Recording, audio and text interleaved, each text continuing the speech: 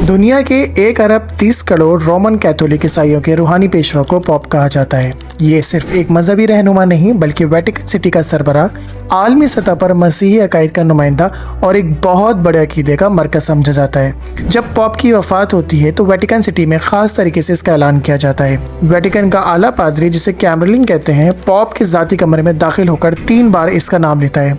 अगर कोई जवाब ना मिले तो इनकी वफात का बाकायदा ऐलान किया जाता है। पॉप को इनके ओहदे के आगाज़ पर एक खास अंगूठी दी जाती है जिसे फिशरमैन रिंग कहा जाता है। वफात के बाद इस अंगूठी को सरकारी तौर पर तोड़ दिया जाता है। ये इस बात की अलामत होती है कि अब वो कोई दस्तावेज या फरमान जारी नहीं कर सकते और इनका वक्त खत्म हो चुका है। जैसे ही पॉप की वफात का ऐलान होता है, वेटिकन के दफातर के ताले तब्दील कर दिए जाते हैं। हर सील, हर मोहर को बंद कर दिया जाता है। इस कैफियत को सीडे वैकेंटे कहते हैं, यानी तख्त खाली है। अब आता है इंतखाब का अमल, जिसे कॉन्क्लेव कहा जाता है।